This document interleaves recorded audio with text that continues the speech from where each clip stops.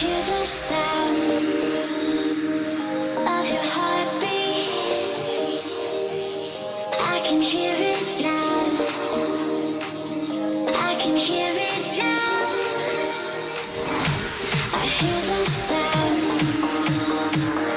of your heartbeat. I can hear it now. I can hear it now.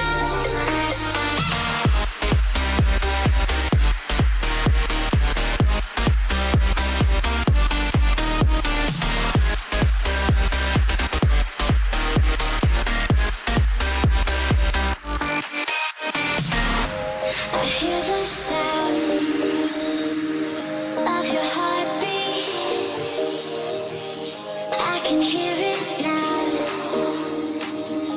I can hear it now.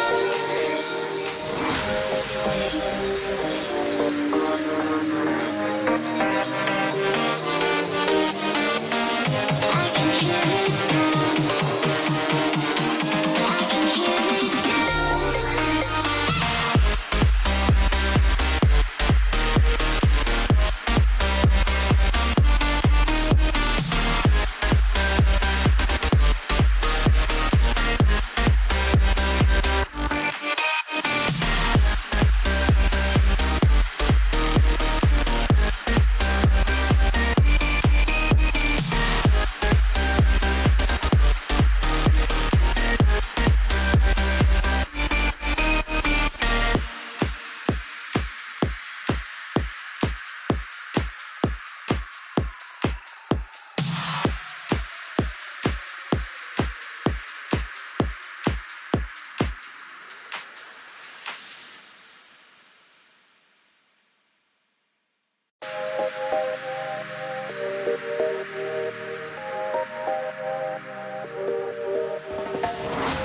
I hear the sounds of your heartbeat.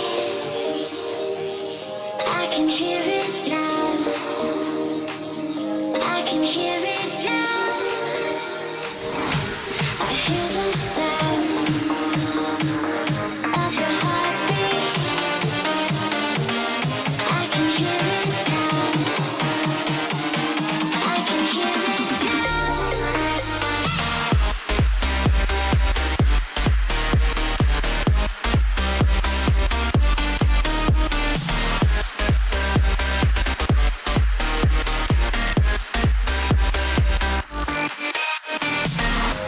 I hear the sounds of your heartbeat.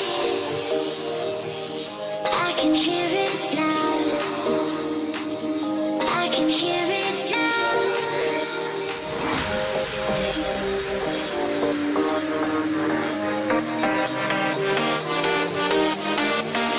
I can hear it now. I can hear it now.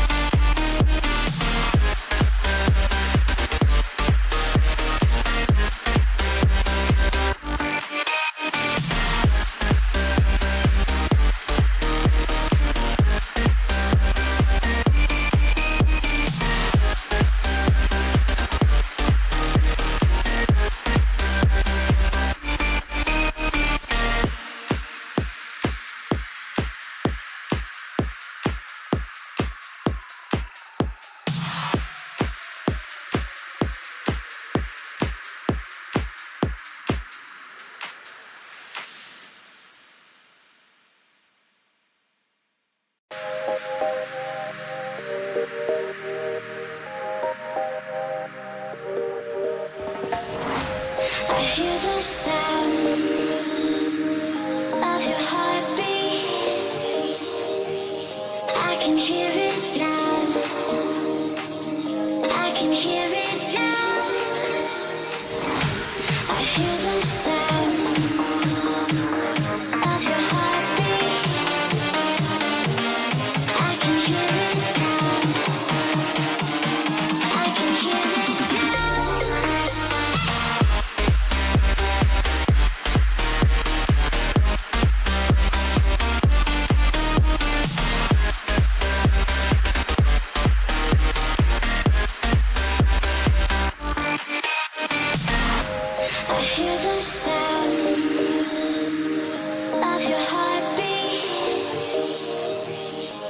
can hear it now. I can hear it now.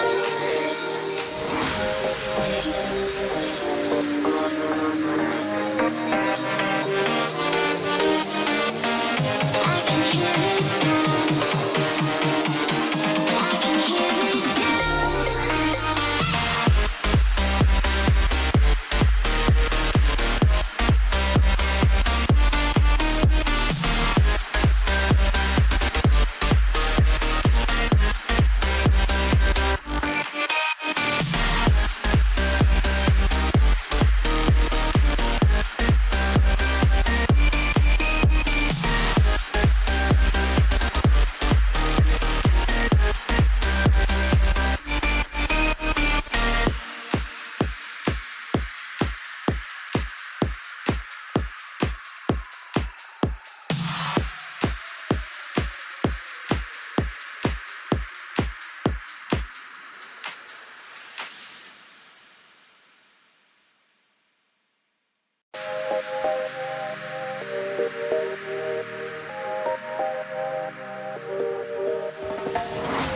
I hear the sounds of your heartbeat. I can hear it now. I can hear it now. I hear the sounds of your heartbeat.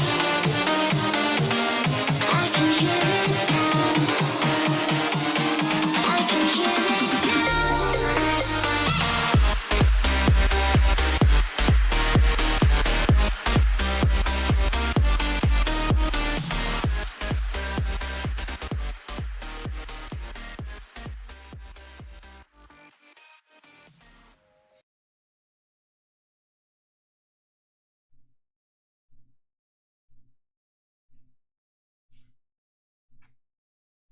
Hello, hello!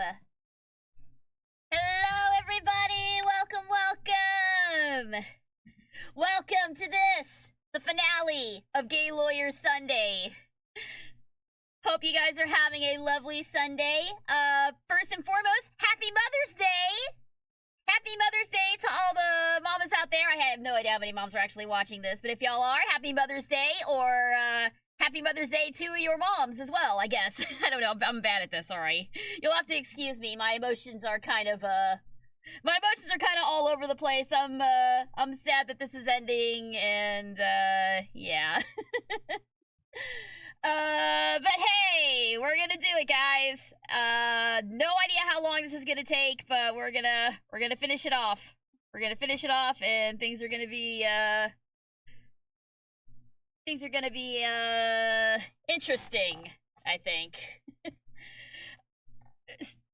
From what most people have told me, this is the best case in the entire franchise.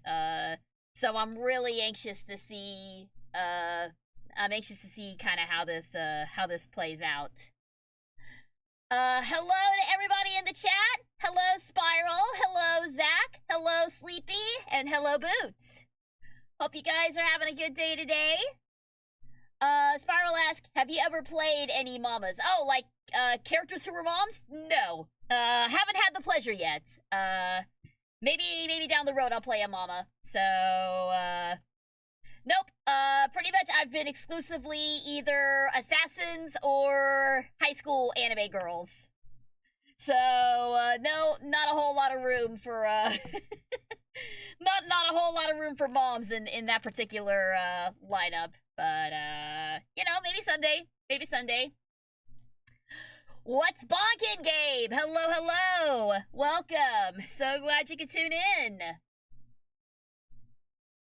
Have I ever been both? An assassin that was also a high school girl?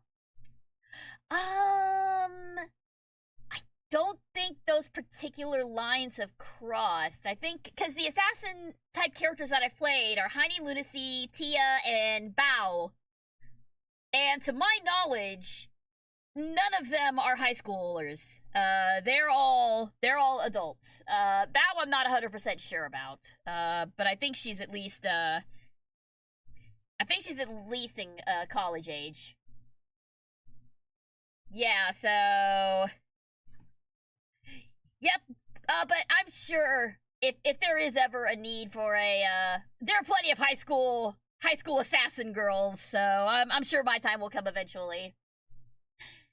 Today is Mother's Day, yes, and also Hahari's birthday, which is hilarious that her birthday coincided with Mother's Day this year. That is just absolute perfect timing. So happy birthday to Hahari and happy Mother's Day to her as well.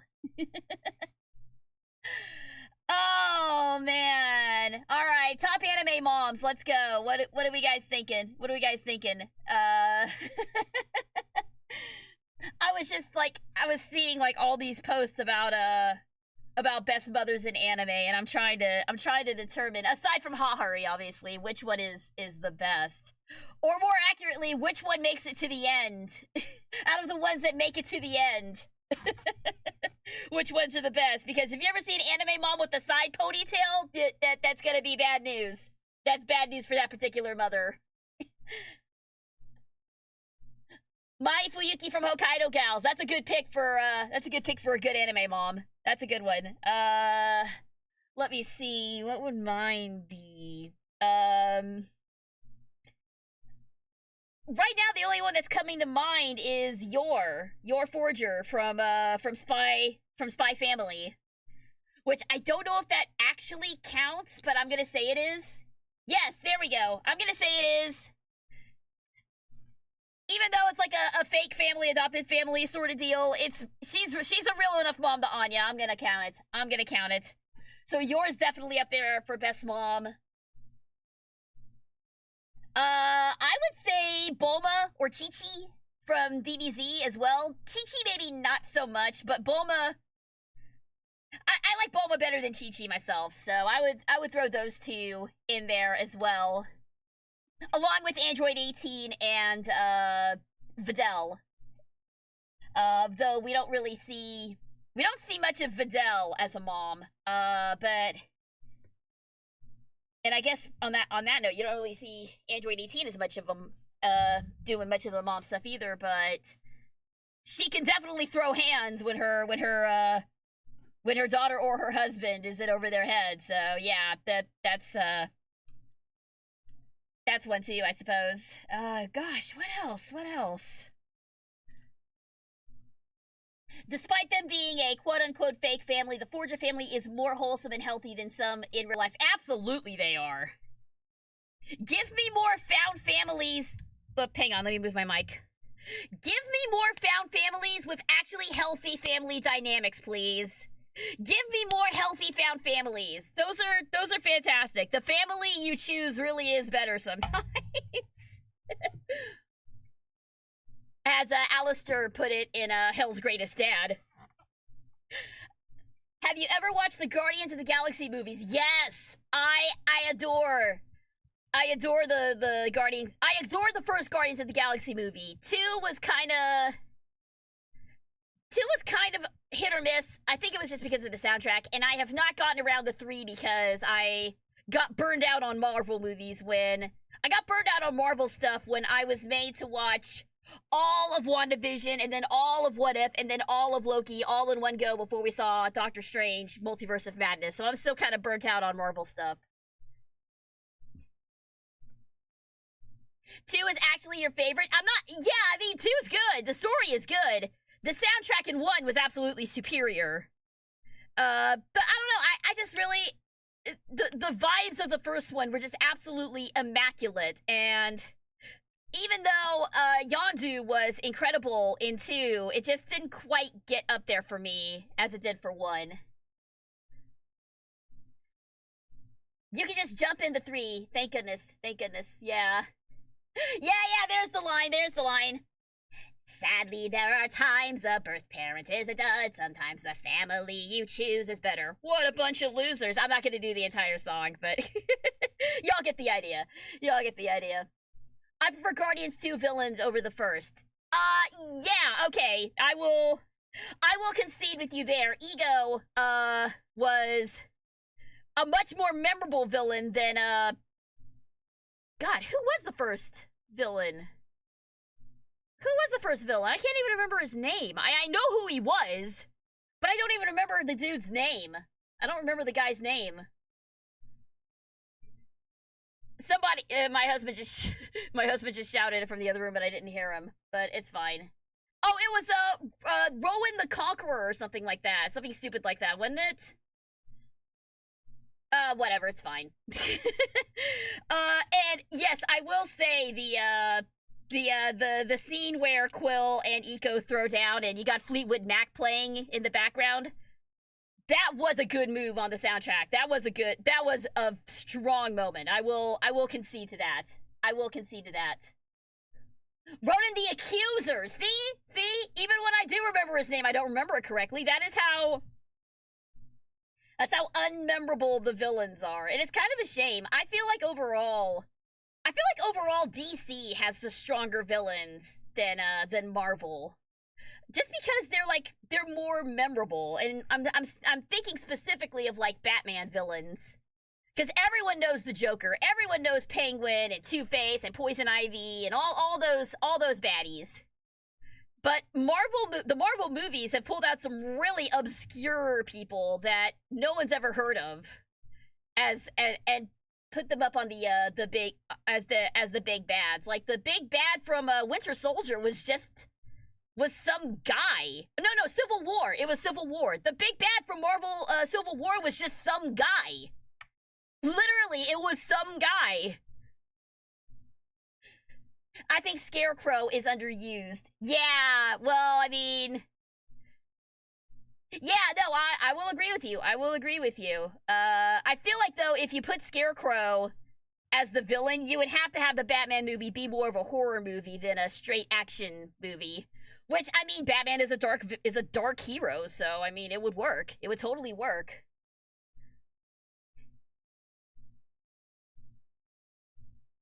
Let's see. There's a lot of people throwing stuff at me right now. DC does have more memorable. Yeah. You've also got Luthor, Brainiac, Darkseid, Sinestro, Reverse Flash, Black Manta. Yeah, all these dudes. As far as Marvel villains, like I know some of the Spider-Man villains. You got Green Goblin and Doc Ock and Rhino and Electro, I think is his name. Venom, but whether you want to classify him as a villain or a anti-hero is entirely up to you. But yeah, and Doctor Doom, of course. He's not a Spider-Man villain, but a Marvel villain overall. Doctor Doom is kind of like the big one that I go to. In the comics, he's actually a guy named Baron Zemo, and the MCU is just afraid of costumes. They are. It's kind of a shame. They need to go harder on their costumes. Like the costumes in Avengers, the very first Avenger movies, pitch perfect. Just you pulled them out of the comic, you stuck them on the big screen. It was perfect. Doctor Doom is go. Yeah. I'm really curious to see how they address him in the Fantastic Four live action that's coming out, I think, later this year. I don't even keep track of the Marvel release dates anymore.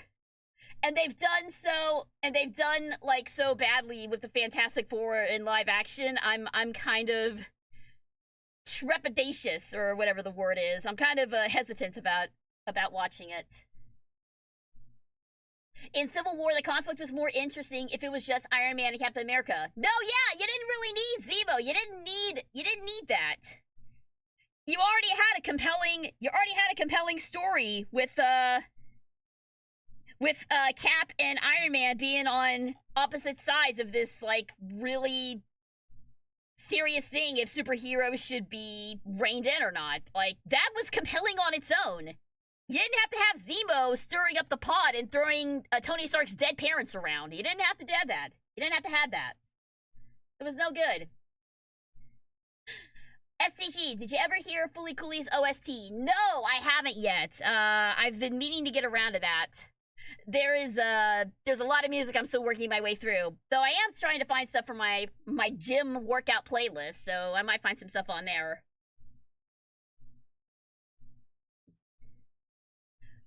Soon we're going to have to kiss the gay lawyers goodbye. Yes, I know. No, I'm sad. It also doesn't help that it's like a gloomy ass day outside, so I'm already in kind of a gloomy mood. But we're gonna finish this off. We're gonna finish this off. It's it'll be fine. It'll be fine. Yeah, I think Zach summed it up pretty well. Civil War comic. Both sides are wrong and I hate them. The movie. Both sides are wrong and both sides are right.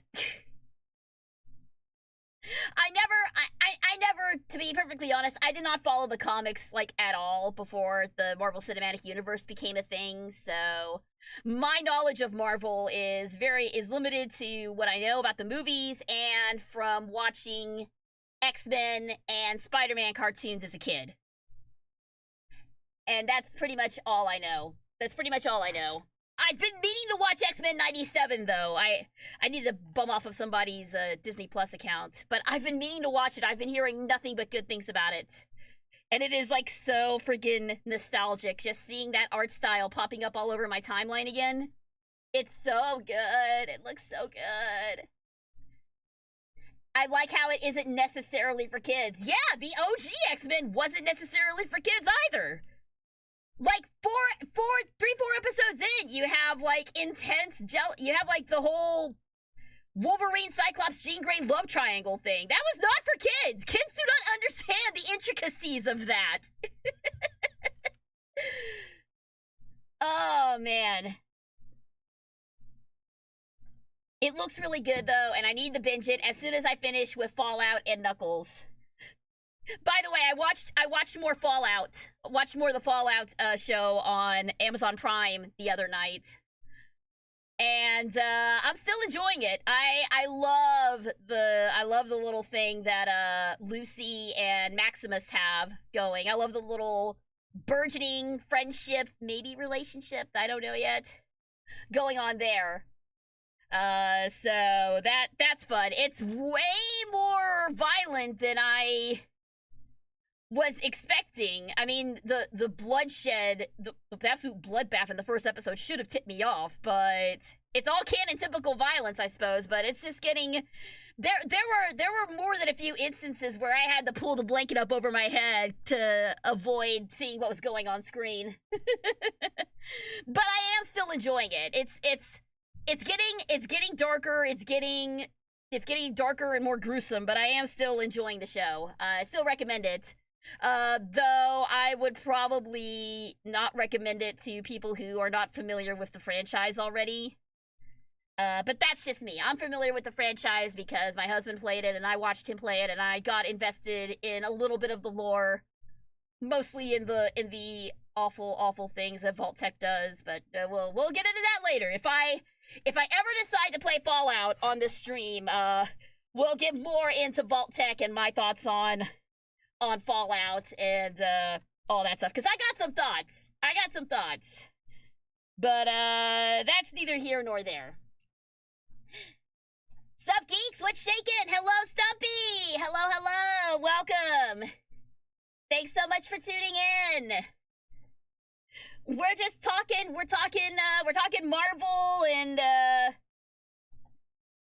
we're talking Marvel even though I'm burned out on Marvel. It's fine.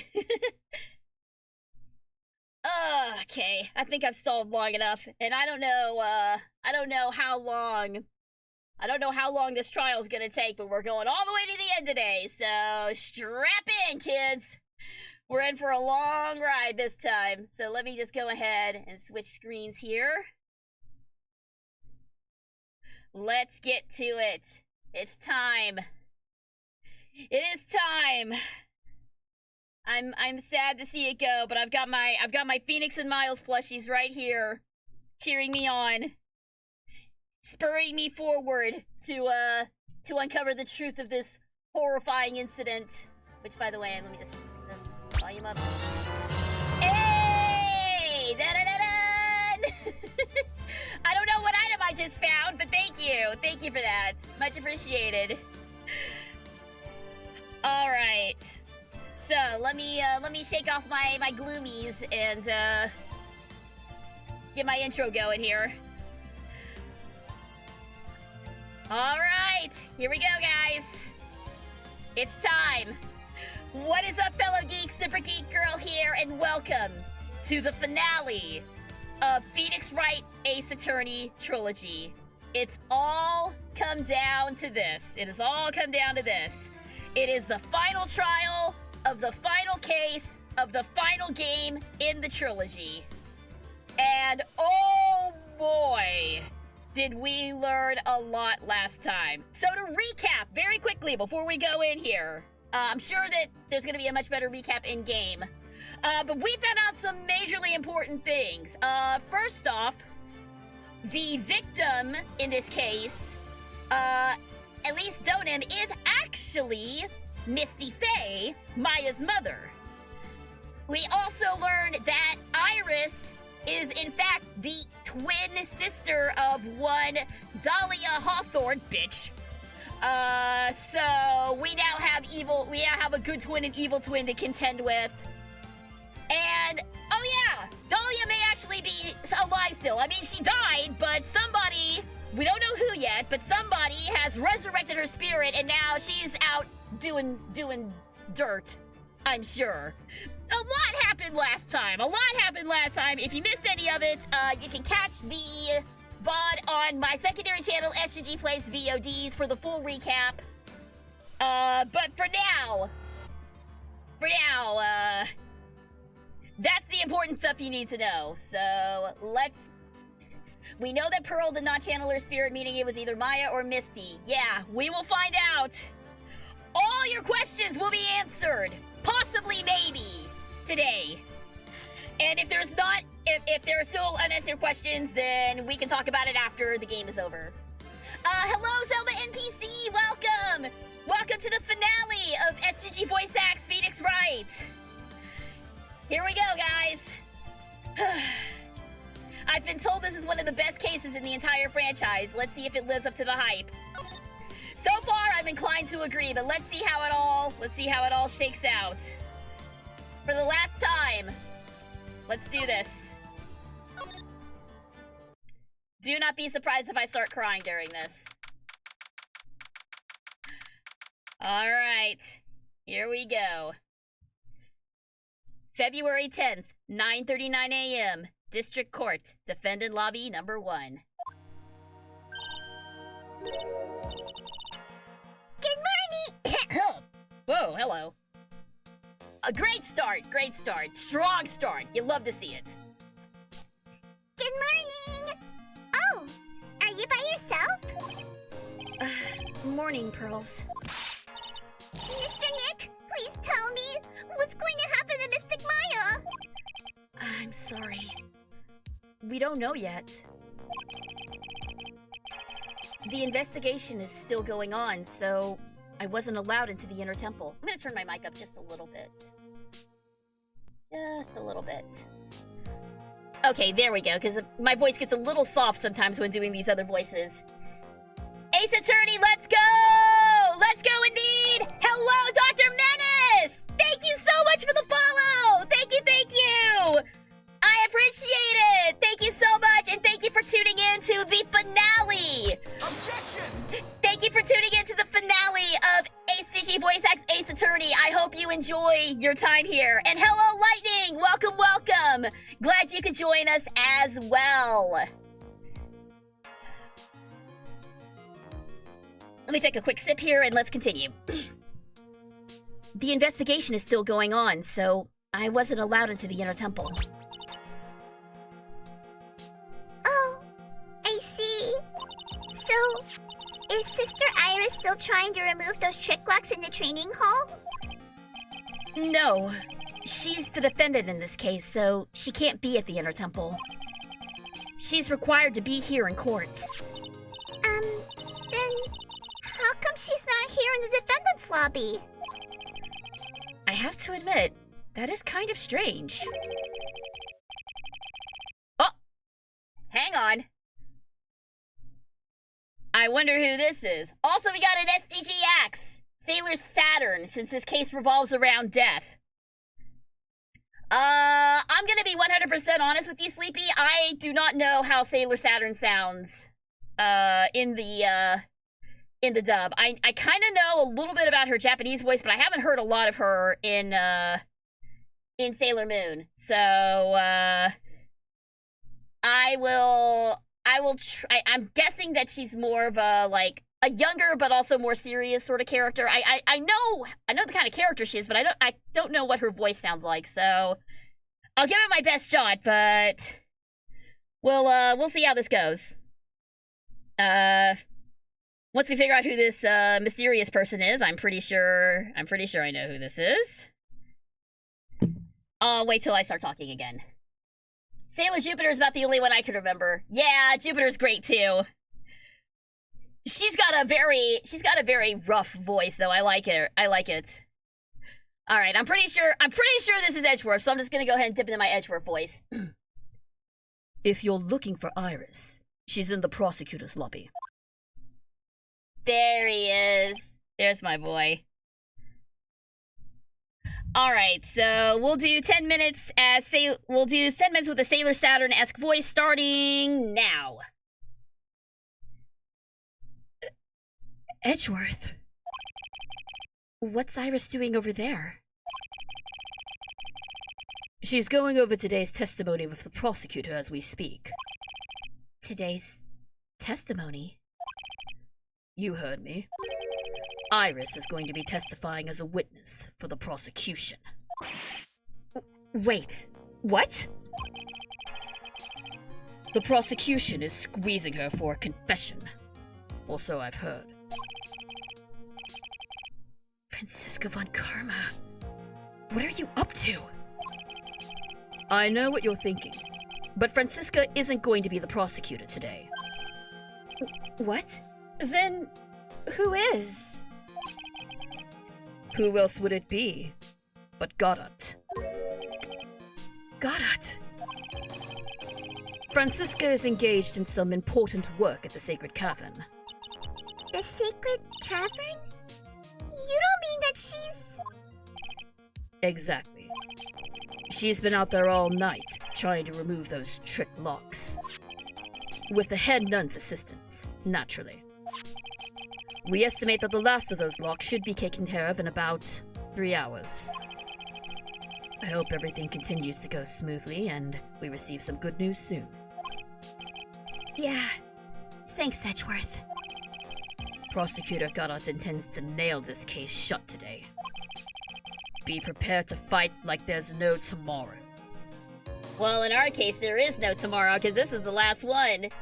You're in for one heck of a finale. Brace yourself for an ending to one of my favorite gaming series. Let's bring it. Yes! Thank you, thank you. I'm excited, but also sad. So I'm really, well, let's see where this goes. Let's see where this goes. You don't have to tell me that. Touché. I can already see it in your eyes. You're not the same fever-ridden, frantic maniac you were yesterday. It's strange. On the way here, I decided that today would be the end of all of this. Almost immediately after I made that decision, I felt myself getting stronger. Interesting. Maybe you've passed your cold onto someone else. Literally. And with that, I leave the rest in your capable hands, partner. He called him partner, y'all! He called him partner! Yes! Beautiful!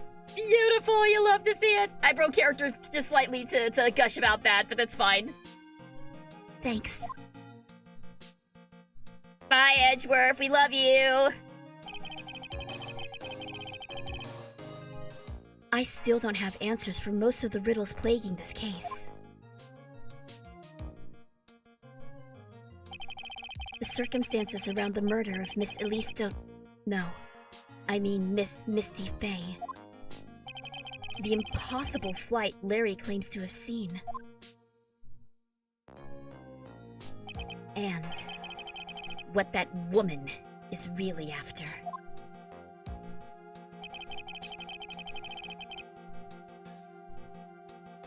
I will solve them all, and bring this whole tragedy to an end. We're going forward in a case where all the facts are not yet known, not all the witnesses have been questioned. I mean, if you'll recall in Justice for All, we jumped into a case where we literally had amnesia and didn't even remember that we were a lawyer and everything still turned out fine. So, you know what? I think we're going to be fine here. I think we're going to be good here.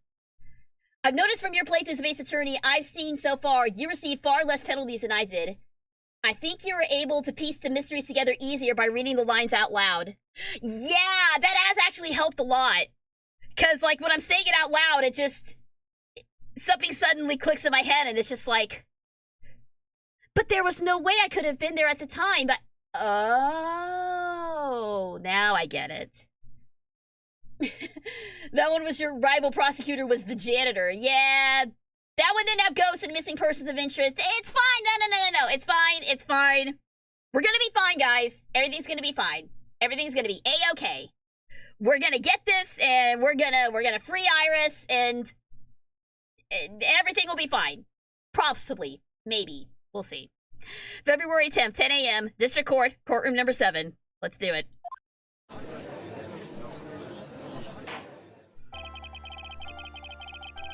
Court is now in session for the trial of Iris of Hazakura Temple.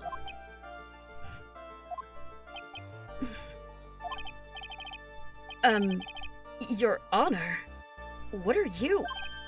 Oh, me? Well, my little brother came to visit me in my chambers earlier this morning. All of a sudden, in the blink of an eye, he developed a scorching fever and fainted. Therefore, I will be standing in for him. I see, Your Honor. So they're brothers. That explains a lot. My poor brother. He looked a bit pale, not to mention sad that he couldn't be here. Alright, get your counters going, guys. How many cups of coffee is this gonna take?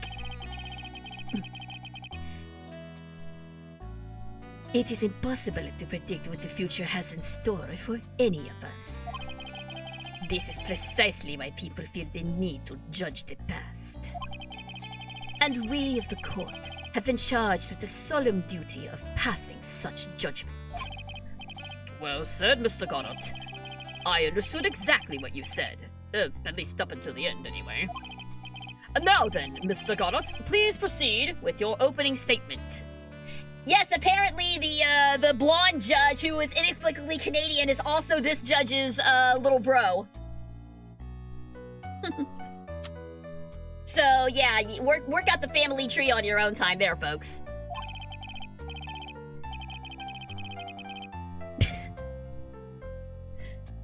Humans are fragile, fickle beings. Our hearts change with the shifting of the tides.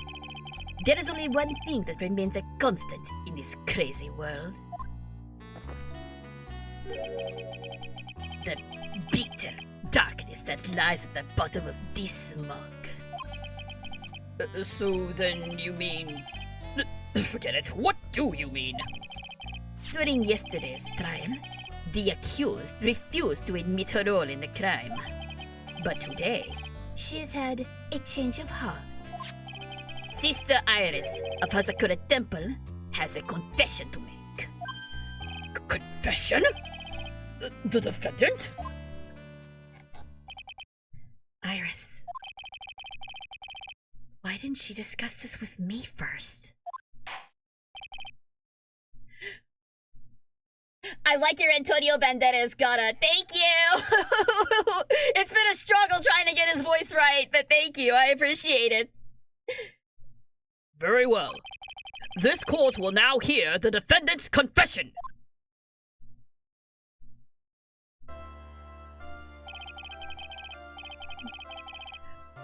Upon meeting a beautiful lady, always ask for her name and profession. That is one of my rules. My name is Iris.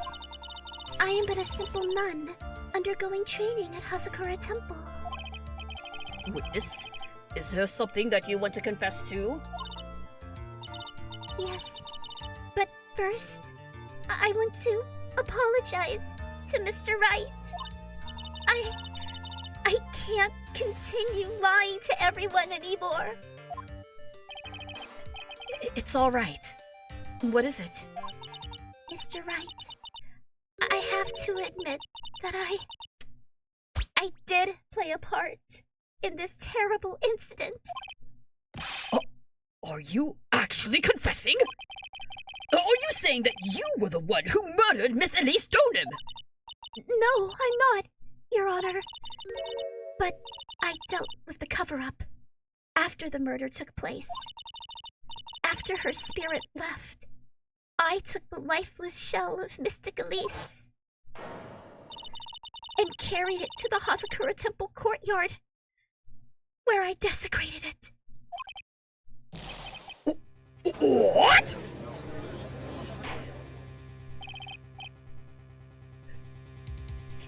Okay, that's my 10 minutes up as Sailor Saturn. Thank you very much for the redeem, Sleepy. And hello, Tyrant. Ow! Thank you for the bonk upon your entry. Much appreciated. Pahari Hanazono is best mom. I think there's no argument there. No argument there, at least for now. All right. So yes, that is a confession. Iris was in fact involved. Order in the court! Order! Witness, are you saying you were an accomplice to the murder? Yes, that's correct. What? 3 minutes in court and I'm already covered in a cold sweat! Everyone on the planet is an accomplice to something. It just happens to be that in this case, it's to murder. Isn't that right, Mr. Trite? God! So this is the confession they were conferring about! It pains me to say this, but it looks like Iris's testimony was all a lie. Iris's testimony crumpled up and shoved into a pocket. No, we can still... Could you please not just arbitrarily get rid of evidence like that when it still counts as evidence, dude. Come on. Now then, little lady, if you don't mind, I've got a question for you.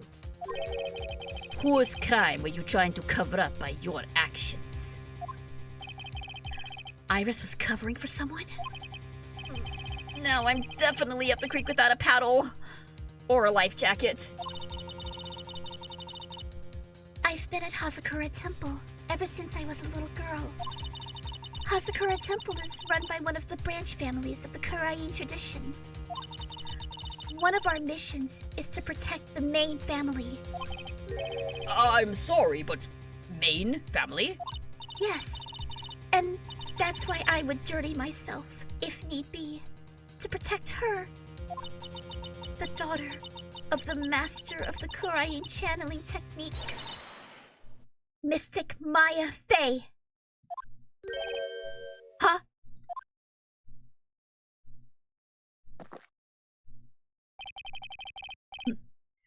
Wake up and smell the coffee, Trite. She's naming Maya! Okay, there it is! 3 for 3! 3 games, 3 cases where Maya's the culprit. We are 3 for 3, folks! We are batting 100 here. We're batting 300. I don't know sports sayings. Please excuse me. Order! Order in the court! So not only did you witness the murder, you know the name of the murderer? I'm terribly sorry, but it's true. I saw her commit the crime with my very own eyes. And then I cleaned up the area to try and protect her. That's ridiculous! Maya could never do such a... The defense will refrain from commenting until the appropriate time. Now, witness, let's hear your testimony. What exactly happened on the night of the crime? Yes, Your Honor. I thought I was prepared for the unexpected, but I never imagined the case would wind up going in this direction. I feel like Maya being wrapped up in these cases should have people ready to put her on a watch list or something. Yeah. With all the crap she's been in, she needs to be in like a witness protection program or the Ace Attorney Japanifornia equivalent of such. Everyone in this franchise has trauma.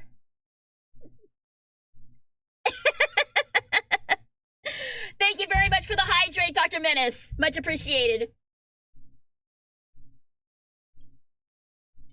Hey, Yana, why are you so eager to send Maya to jail now? Ain't you all been out of shape anytime a phase involved, or is it only where it concerns me?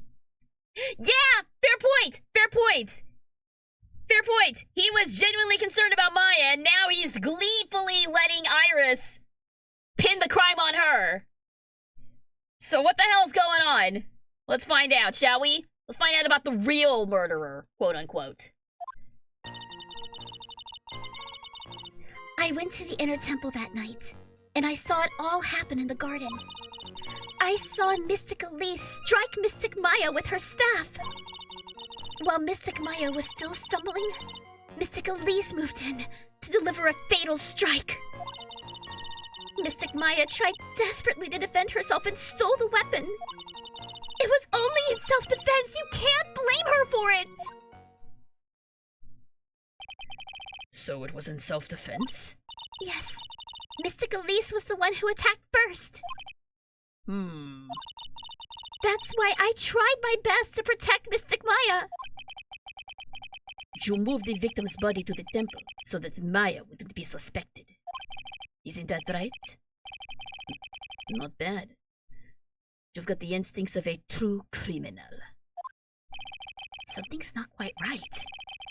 I'm sure it was established yesterday that Iris never went to the inner temple that night. And that the person who did go was that woman. Iris even admitted it. Now then, Mr. Wright, please proceed with your cross-examination. Oh boy, here we go. I went to the inner temple that night, saw it all. Did you though? Sister Iris, your testimony has changed quite a bit since yesterday. You stated yesterday that on the night of the murder, you didn't go to the inner temple. Did she now? Too bad for you.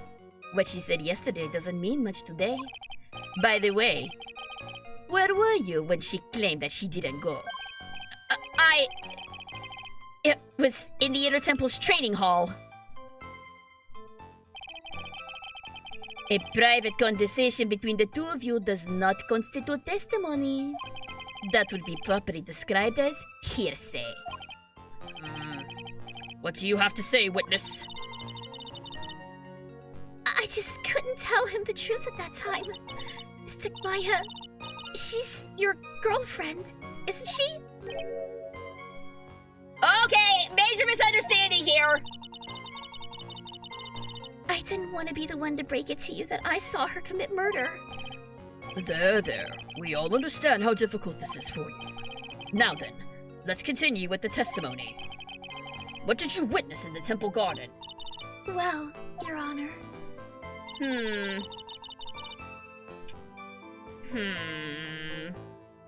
I saw Mystic Elise strike Mystic Maya with her staff.